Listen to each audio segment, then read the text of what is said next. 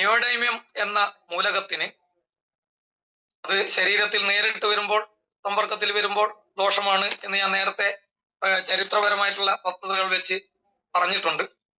ഈ neodymium magnet ശരീരത്തിൽ സമ്പർക്കത്തിൽ വരുമ്പോൾ അതെങ്ങനെയാണ് സമ്പർക്കത്തിൽ വരുത്തുക?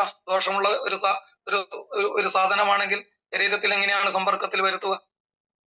അയൺ ബോറോൺ എന്നീ മൂലകങ്ങൾ കൂടി ചേർത്ത്, നിയോഡൈമത്തിന്റെ കൂടെ അയൺ ബോറോൺ എന്നീ മൂലകങ്ങൾ കൂടി ചേർത്ത് ഇതിനെ നിക്കൽ എന്ന ലോഹത്തിന്റെ ഒരു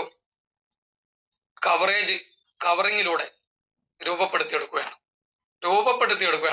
ഇതൊരു പൊടി രൂപത്തിലുള്ള ഒരു കാന്തിക ശക്തിയുള്ള പൊടി രൂപത്തിലുള്ള ഒരു മൂലകമാണ്. നിക്കൽ എന്ന ലോഹത്തിന് ഒരു പ്രത്യേകത ഉണ്ട്. നിക്കൽ എന്ന ലോഹം കാന്തിക ശക്തിയെ നല്ലവണ്ണം ആഗിരണം ചെയ്യാനും അതേപോലെ നിലനിർത്താനും അതേപോലെ പ്രസരിപ്പിക്കാനുള്ള ഒരു കഴിവുള്ള ഒരു പ്രത്യേക ലോഹമാണ് നിക്കൽ. ഈ നിക്കൽ കോട്ടിങ്ങിനകത്താണ് നമ്മുടെ ഈ ശരീരത്തിന് ദോഷം, നേരിട്ട് സമ്പർക്കത്തിലായാൽ ദോഷം എന്ന് പറയുന്ന നിയോഡൈമിയം ഉള്ളത്.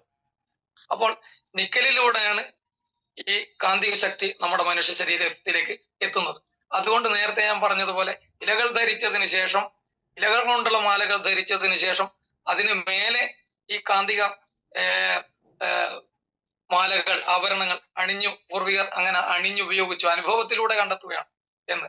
പ്രാകൃത കാലത്താണ്, യുഗത്തിലാണ്, ശാസ്ത്രം വികസിക്കാത്ത കാലത്താണ്. അതും ഇതും വെച്ച് നോക്കുമ്പോൾ വളരെ കൃത്യമാണ് കാര്യങ്ങൾ.